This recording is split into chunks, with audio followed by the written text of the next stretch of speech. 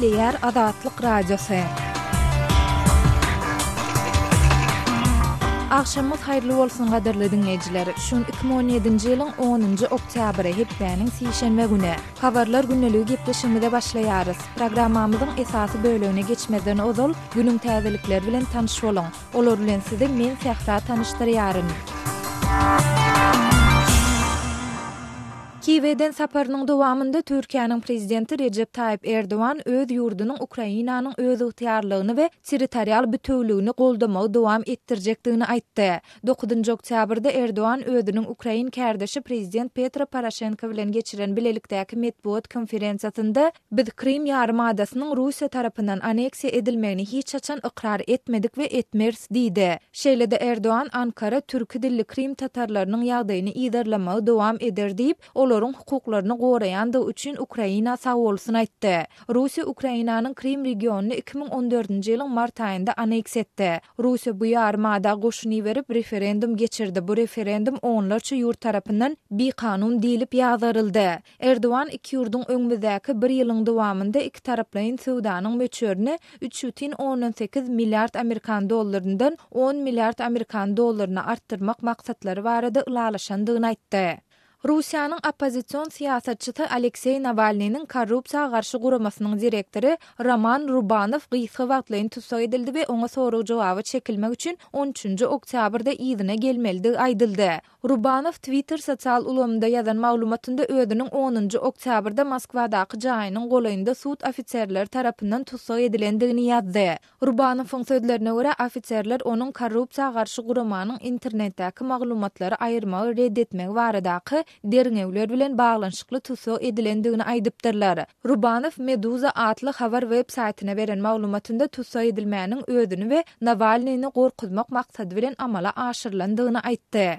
Türkmenistanyň prezidenti Gurbanly Berdimuhammedow ýurduň Newitgat puwdogyny goldamak üçin onlarça milliard Amerikan dollary möçberinde maliýe terişdesini harçlajakdygyny wada berdi. Türkmenistanyň Newitgat puwdogy dünýäde energiýa terişdeleriniň bahasynyň aşaklamagynyň we Russiýanyň türkmen gazyna bolan talabynyň pese gaçmagyndan ejir çekýär. Öňümizdäki 7 ýylyň dowamında ýurdu durmuş ykdysady taýdan ösürmek ulgamyna esasy maýa goýumy hökmünde 240 milliard manatdan gowrak serişde goýberler. Şu döwürde Newitgaz toplumuna 159,9 milliard manat möçberinde düýpli maýa goýumlary gönükdirler diýip Berdimuhammedow aýtdy. Ol bu barada 9-njy oktýabrda ahalyň Akbuğday etrafynda geçirilen ýaşullar maslahatyny eden çykyşyny belledi. Tebii gaz baýlygy taýdan dünýäde 4-nji orny eýleýän Türkmenistan 2016-njy ýylda Russiýa türkmen gazyny satyn almagy beseden soň energiýa sowdasynda Hytaýa garaşly boldy. Şeýlede türkmen lideri öz çykyşynda Newitgaz toplumuna goýberilejek maliýe terişdesi bilen bir hatarda bu puwdokda 6.900-den gowrak täze iş ornlarynyň dörediljekdigini wada berdi.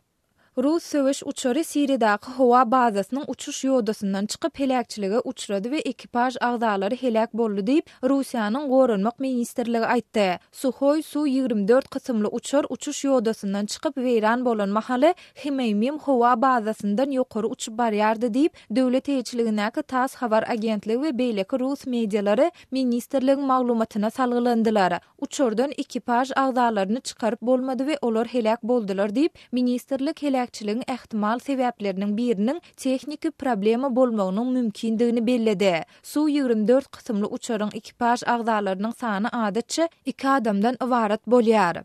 Türkmenistanyň prezidenti Gurbanly Berdimuhammedow soňky 2 hepdeniň dowamynda ikinji kitabyny köpçülige hödürledi. Resmi mediada türkmen lideriniň täze döreden Türkmenistan beýik ýüpek ýolunyň ýüregi adly kitabyny 9-njy oktýabrda Türkmenistanyň ýaşullar maslahatyna gatnaşyjylara sowgat berendigi habar berilýär. Ýatladyp geçsek mundan 2 hepde golaý wagt ozal, ýagny 28-nji sentýabrda Berdimuhammedowyň täze kitabynyň Sport, dostluga, saglyga we göderlüge tarap ýoldur adly eseriniň tanıştırış dawarasynyň bolandygy habar berilipdi. 12-nji awgustda bolsa Türkmen prezidentiniň Mert ýigitler gaýrat üçin dogulýar adly kitaby köpçülige hödürlenip, bu eseriň ýurduň içeri işler ministrliginiň taryhyna hemde prezidentin kakasynyň ministrligiň işine goşan şahsy goşandyna bagyşlanandygy aýdylypdy. Türkmen prezidenti 2006-njy ýylyň aýagynda häkimet başyna geleli bäri 40-dan gowrak kitabyny çap etdirdi. Adatlygy isleýän wagtyňyz isleýän ýeriňizde dinlemek isleýäňizmi? Munuň üçin SoundCloud tilsiminde Adatlyk radiosyny tapyň we ýazylyň. Adatlygyň maglumatlaryny ilkinji bolup dinleň. Play Store'dan ýa-da iTunes'dan SoundCloud'un tilsimini indirmek ýatdan çykarmaň. Adatlygy SoundCloud tilsiminde Adatlyk radiosy ýazyp tap bilersiňiz.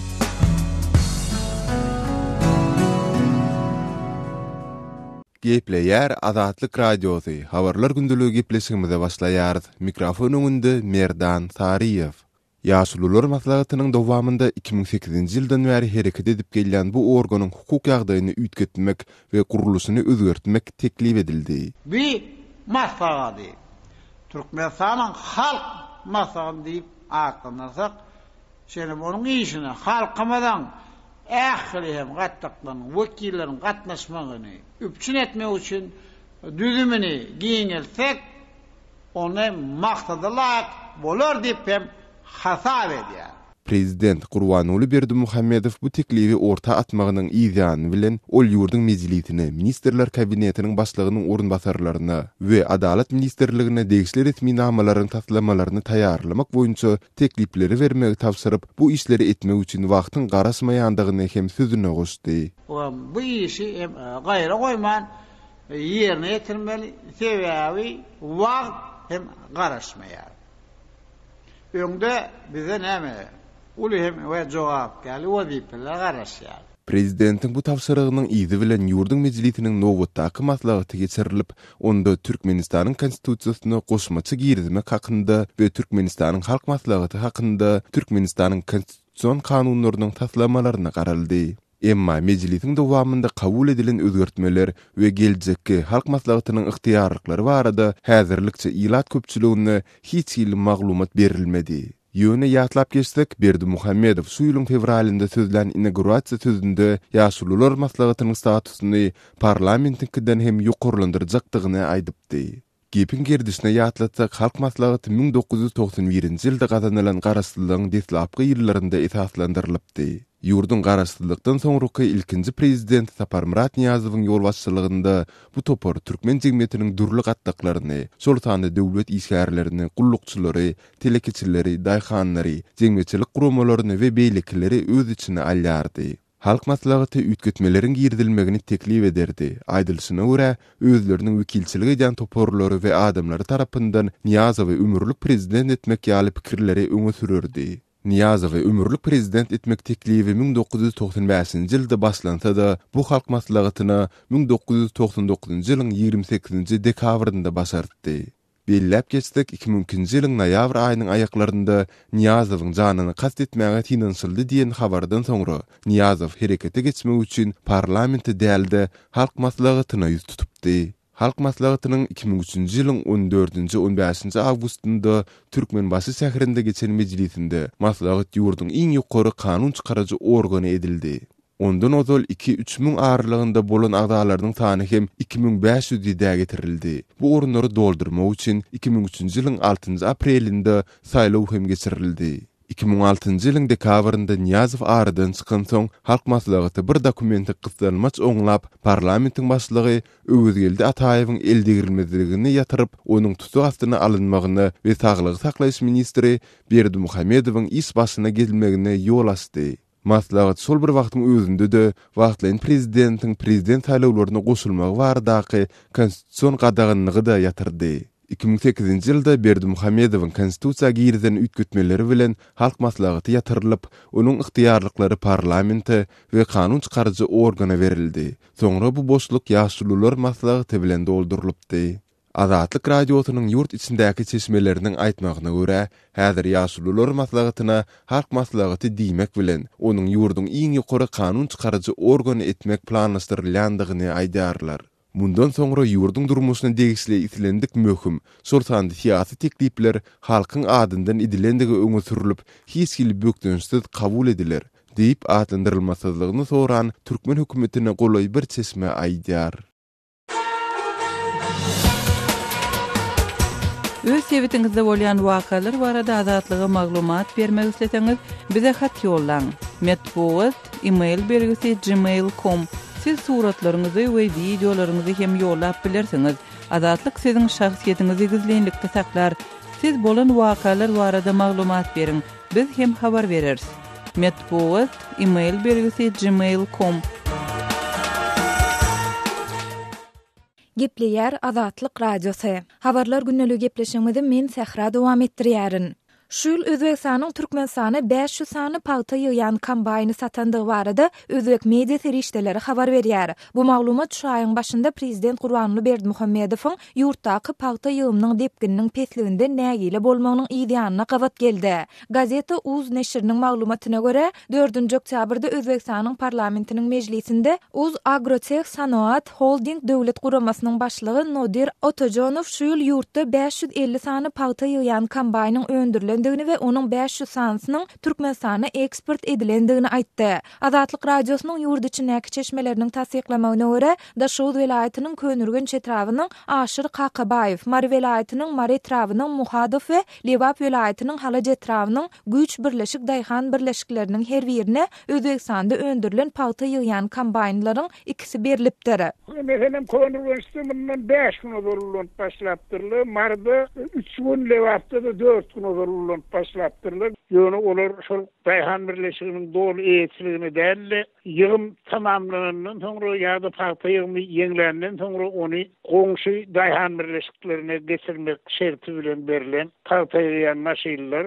Dip Aşgabatly synçy we ýazyjy Amanmurat Bugaýew agdalan daýhan birleşiklerde paýta ekini bilen meşgullanýan daýhanlara salgylanyp gurrun berdi. Paýtaçy daýhanlaryň ony golaýynyň aýtmagyna görä ýurda getirilen özbek paýta ýygan kombaýnlaryň anyk sany resmi taýdan aýdyňlaşdyrylmaýar. Ýöne olar her daýhan birleşigine ortaça 2 kombaýnyň berilendigini göz tutanynda olaryň her welaýatdaky sanynyň 60-dan geçýändigini çaklaýarlar. Türkmenistanyň prezidenti Gurbanly Berdimuhammedow şu aýyň başynda ýurtdaky paýta ýygymynyň depkininiň pesligini boýun aldy. Ol munyň sebäbini paýta meýdanlaryna paýta ýygan maşynlaryň az çykarylmagynda görýändigini belledi. Şol Özbekistandan satyn alynan 500 kombaýndan başga Türkmenistanda mundan öňki ýyllar satyn alynan teknikalar hem bar. Olaryň arasynda Belarusda öndürilen MTS-80, MTS-80N we Amerikanyň Birleşen Ştatlarynda öndürilen Case we John Deere ýaly owa hojalyk teknikalary kombaýnlary bar. Şol bir wagtda Azatlygyň çeşmeleri ýurduň 4 welaýatynda ýetişdirilen paýta hasylyny el güýji hususanda büdjet işgärleriniň mejburi zähmete çekilmegi bilen ýygmak kampaniýasynyň dowam edýändigini habar berýärler. Käte bu kampaniýa mektep okuwçylarynyň hem çekilýändigi aýdylýar. Okuwçylary öňküýär mektepler ýapma, olary paýta süren oklar ýöne en atasnyň haýy bilen mektep direksiýasynyň arasynda dilden gelen alalaşy görä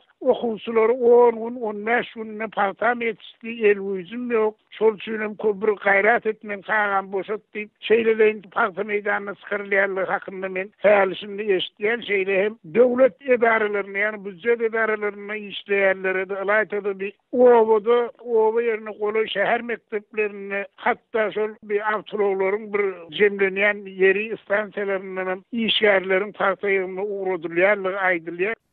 Dip Bugaýew gurrun berdi. Azatlygyň Lebap welaýatyndaky ýene bir çeşmesi hem şuňly regionyň ähli paýta meýdanlarynda diýen ýaly paýta hasylyny el güýji bilen ýygmagyň dowam edýändigini aýdýar. Ähli döwlet edaralarynyň işgärlerini paýta ýygymyna çekýärler. Olaryň käbiri diňe ýekşenme günleri käbirleri bolsa hepdäniň dowamynda paýta ýygýarlar. Öz ýaşaýan ýerinden 300-350 kilometr uzakdaky paýta meýdanlaryna uğradylýan büdjet işgärleri giýjesi bilen şol ýerde bolýarlar. Bu ýerdäki ýaşaýyş şertlerinin öwürlikli däldi aýdylýar. Paýta ýygymyna gitmek islemeýänler öz deregine hakyna adam tutup, olara her gün üçin 10 manat töleýärler diýip Azatlygyň efirde adynyň agdalmalygyny soran çeşmesi gurrun berdi. Soňky ýyllarda Türkmenistan halkara guramalarynyň ençemesi tarapyndan paýta ýygymy döwründe mejburi zähmet güýjünden we çagy zähmetinden peýdalanmakda tanqid edilýär. 2016-njy ýylyň maý aýynda Adidas, Esprit, H&M iki ýaly dünýäniň belli söwda brendleriniň sermaýaçylarynyň biznes jemgyýetleriniň, kärdeşler arkalaşyklarynyň we adam hukuklaryny goraýjy toparlaryň 60 çemesi wekili Türkmenistanyň gowaçy meýdanlarynda mejburi zähmete ýol berilýändigini aladalanma bildirip, Türkmen prezidenti Gurbanly Berdimuhammedowyň adyna ýürite hat ýolladylar we bu mesele üns bermegi talap etdiler. Şol Türkmenistan paýta ýygymyna 30-njy awgustda başlady we prezident paýta hasylyny 27-nji oktýabrda bellenilje garaşsyzlyk gününe çenli tamamlamagy tapşyrdy. Şol ýurtda 1 milyon 50 000 tonna paýta hasylyny almak planlaşdyrylýar. Türkmenistan dünýä derejesinde paýta çyýmalyny eksport edýän esasy ýurtlaryň arasynda 9-njy ýerde durýar. Türkmen paýtasy Orsiýeta, Hytaýa, Günorta Koreýa, Türkiýa, Beýik Britaniýa we ýene bir näçe ýurda eksport edilýär. Öz sebitiňizde bolýan wakalar barada adatlyga maglumat bermek isleseňiz, biziň Facebook hasabymyzda ýazyň. Bizi gözlegi bölümine Azatlyk Radiosu ýazyp tap bilersiňiz. Siz suratlaryňyzy we videolaryňyzy hem ýollap bilersiňiz. Azatlyk siziň şahsiýetiniňizi gizlinlikde saklar. Siz bolan wakalar barada maglumat beriň, biz hem habar bereriz.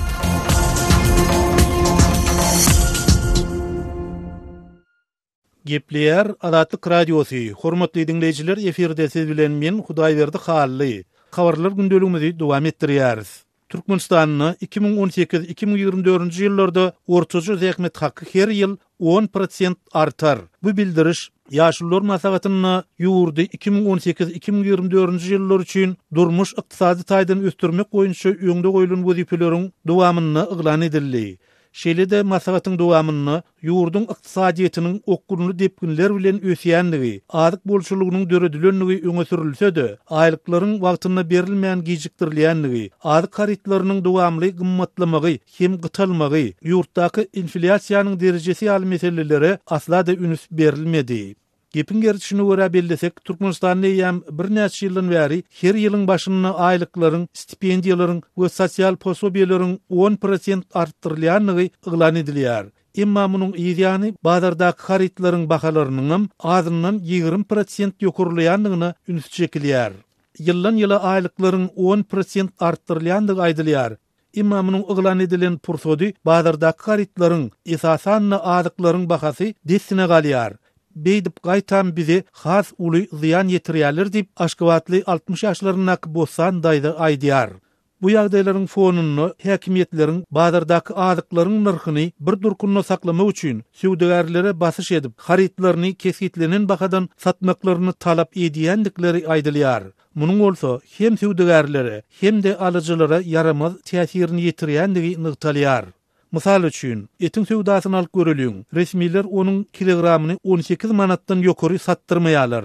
Satyjylar özleriniň zyany galýanlyklaryny aýdyp, eti süňktür öýkün bilen garyp çekýärler. Jylky et aljak bolsaň onu gizlinlikde her kilosyny 20 manat töläp almaly. Bu ýagdaýy beýlik haritlarda da görse bolýar dip Bostan aýda Azatlyk Radiosynyň yerli çeşmelerini gurrun berdi. Azatlyk Radiosynyň Türkmenistanyň çeşmeleri ýurtda zähmet, pensiýa we talip haklary şeýle-de kömek pullary ýylla 10% köpeldilse-de, inflasiýanyň ören ýokurdygyny, aýlyklaryň ýylatyň durmuş zerurlyklaryny dol üpçün ederden pesdigini, şol sebäpli bazarlardaky gymmat haritlaryň hyrydarlarynyň da o diýen köp dälligini aýdýarlar. Munundan başga, ýylatyň ýaşaýyş minimumuny ýa-da bazar sevidi oboda we şäherde näçe durýanlygy nämälim bolmagyna galýar. Şol bir wagtda soňky ýyllaryň dowamyny döwlet büdjetinden aýlyk alýan işgärlerini zähmet haklarynyň wagtyna berilmeýänligi, käbir idaralaryň işgärleriniň ştat sanynyň kimildilýändigi barada dowamly maglumatlar gelip goşýar. Emma 9-njy 10-njy oktyabr aralygyny geçen ýaşullar masagatyna bular barada ýylat köpçüligine ne maglumat ne de düşündürüş berildi. Bunun tersine ýurt resmileri we mediasy diňe ösüş sanlaryny getirmek bilen çäklendiler. Sözümizin ahyryna bellesek, halkary ekspertler Türkmenistanyň şol sany türkmen manadynyň energiýa bahalarynyň global arzanlamagy, şeýle-de ykdysadyetiň ýeterlik diversifikasiýa edilmän, esasan bir pudoga gaz eksportyna bagly bolmagy netijesinde agyr kynçylyklary başdan geçirýänligini aýdýarlar. Gepleýär Azatlyk Radiosu. Gadyrly dinleýijiler, Azatlyk Radiosu türkmen raýatlarynyň haýyşlary esasynda olaryň prezidenti öz problemleri baradaky arazylaryny eşitdirip bilmeklerine mümkinçilik töretmek maksady bilen hormatly arkadagatly ýürüýte rubrika başlaýar. Bu rubrikasyny siz öz kynçylyklaryňyzy beýan edip, olary efir arkaly eşitdirip, şeýle-de Azatlygyň web saýtyna, sosial ulanlardaky sahypalaryna çap etdirip bilersiňiz. Siz öz hatlaryňyzy Azatlyga hat üstü bilen telefon arkaly biziň yerli habarçylarymyzyň üstü bilen ýetirip bilersiňiz.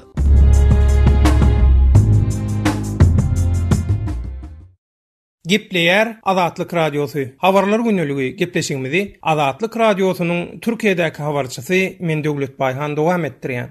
Türkmen migranty atyp öldürmekde güman edilýän ele salyndy. İstanbullu çörek önümlerini bişirýän ýerde Türkmenistanyň migrant işdeşini güllelep gaçanyň aýdylýan şüpheli Türkiýanyň Adıyaman ýerine 9 oktýabrda ele salyndy. Türk mediasynda ýaýran habarlarda beýan edilişine görä, ogul ady Murat D. hökümine aýdylan 37 ýaşyndaky Yusuf Selim, 23 ýaşyndaky Hojagelli Polotov adly Türkmen zähmet migranta bile işleyen yerine en çemegedek sapança bilen o daçandan soň Türkiýanyň günorta gününe yerleşen Adıyaman şäherine açypdyr. Wakadan soň ýurdun ähli ýerine başladylan aňtaw çäginde Adıyaman şäheriniň Altyn şäher mahallesiniň Şehit Ahmet Yıldırım adyny polis merkeziniň işgärleri şäher merkezine özüni şüpheli alyp baran bir raýaty saklapdyr. Polisiň geçiren barlygynda saklanan raýatyň İstanbul'un Şişli etrafynda bile işleyen Türkmen zähmet migrantynyň janyna kast etmekden aýyplanýan raýat Yusuf Selimdi anyklanýar. Jenaýatda güman edilýän saglyk barlygyndan soň geçirilen sorawda sapançasyny wakadan soň İstanbul'un Yeni Kapı diýen ýerine deňize zyňanlygyny boýnalýar.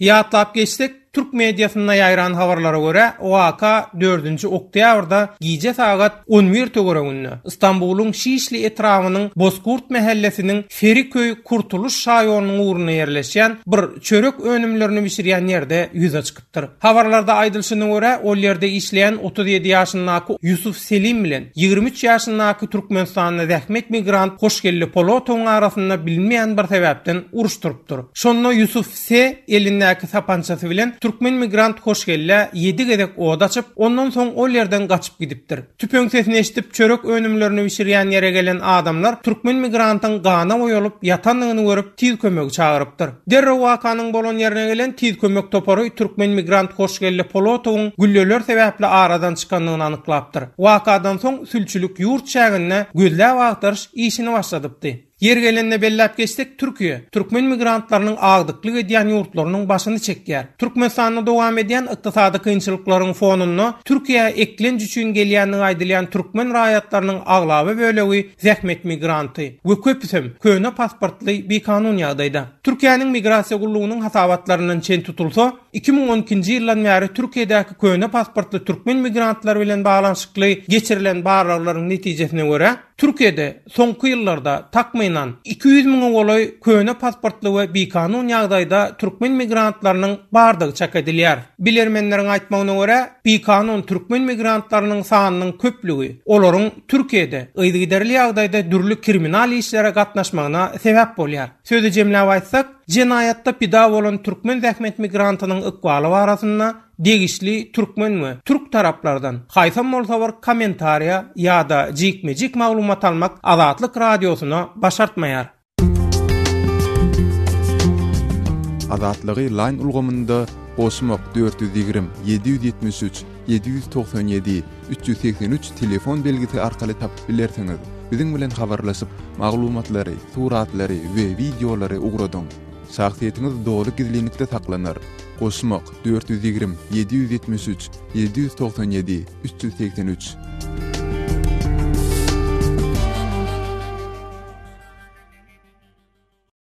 Gepleyer Azatlyk Radiosu. Men Aras Perviş, biz programmamyzy dowam etdirýäris. Ýewropa Birleşigine degişli çeşmeler Birleşigiň ilkinji gezek Belarusyň prezidenti Aleksandr Lukashenkany geljek aýa planlaşdyrylan Günnäwar partnerliginiň sammitine garşy almaga taýýardygyny aýdýarlar. Mesele bilen ýakyndan tanyş çeşmeleriň 9 oktýabrda Azat Ýewropa we Azatlyk Radiosyna aýtmagyna görä, Belarus 24 noýabrda Brüsselde geçjek sammitde Günnäwar partnerliginiň beýleki 5 agdasy bolan Ermenistan, Azerbaýjan, Gürcistan, Moldova we Ukraina ýaly hiçbiri çäklendirmesiz gatnaşmaga çağırlypdyr. Çeşmeler çakylygyň Günnäwar partnerligine degişli döwletlere 6 oktýabrda iýerlendigini aýdýarlar. Olar bu maglumatlary atlarynyň agdalmazlyk şerti bilen berdiler. Sebäbi olaryň bu barada jemgyýetçilige maglumat bermäge ygtyýarlygy ýok. Önkü 4 samitte Ýewropa birleşigi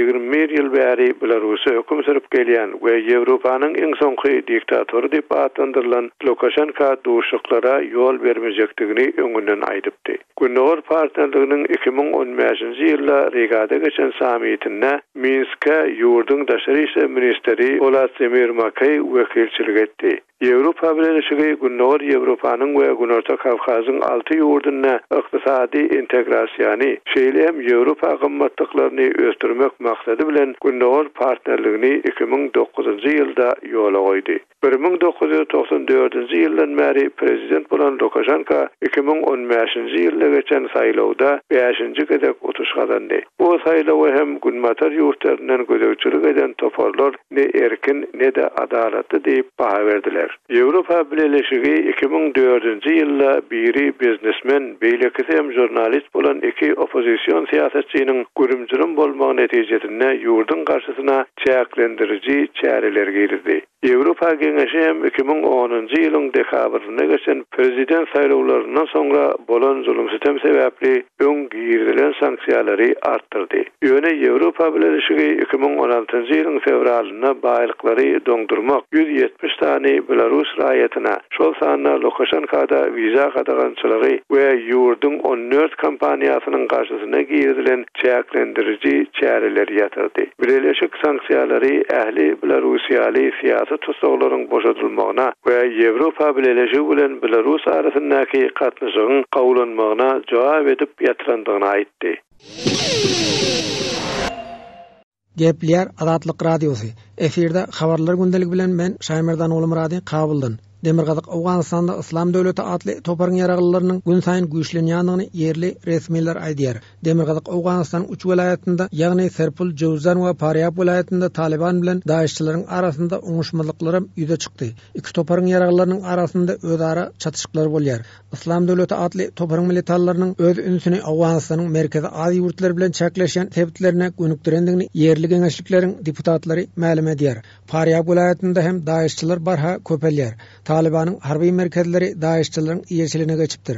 Faryab welaýatynyň welaýat geňeşiniň başlygynyň ornmasary deputat Abdulhat Ilbegiň aýtmagyna görä, Deşdeleyli atly sebitini daýyşçylar iýeläpdir. Astana Baba atly regionda hemem Hoca Sebitboş atly etrapda daýyşçylar hereket edýär. Yerli ýaraglylar daýyşçylara tabyn bolýar. Olar yerli ýaraglylara harby ugurdan tälim berýär diýip Ilbeg aýtdy. Daesh jarayona hafta Dasht Layli, Astana Baba we Hoja Sebitboş sarbozgiriyam dora. Daýyşçylaryň öňüni almak üçin hökümet güýçleriniň çäre görmeýändigini yerli elat aýdýar. Demirgazyk Awganystanda diňe Arbeki atly yerli ýaraglylar jeňçilere garşy güreşýär. Ýöne Awgan armiýasynyň 208 Şahin atly harby diwiziýasynyň metbuat wekili Nasratullah Jemşidi Faryab welaýatynda daýyşçylere garşy hawa zarbasynyň urulandygyny aýtdy. Harby çärede ençeme jeňçi öldürilipdir. Faryab welaýatynda jeňçilere garşy güreş dowam edýär. Harby çäre Awgan güýçleri hem gatnaşýar diýip Jemşidi belledi. هوایی که صورت گرفته در جریان عملیات 30 تن از دشمنان کشته شده عملیات همچنان ادامه دارد. Demirgazyk Awganystanda merkezi ady jeňçileriň hem ýerleşendigini resmiler habar berýär. Hususan Faryab welaýatynda Özbekistanyň Islam harekatiniň agzalarynyň sany artypdyr. Hoja Sebitboş etrabynyň hakimi Abdulla Masumynyň Adatlyk radiosyna aýtmagyna görä, Astana Baba we Hoja Koşdy atly sebitde Özbekistanly jeňçiler toplanypdyr. Olar Pakistanyň Awganystana gelýär. Merkezi ady jeňçileri Pakistan ok ýarag we harby enjam bilen üpçün edýär diýip hakim sözüne goşdy.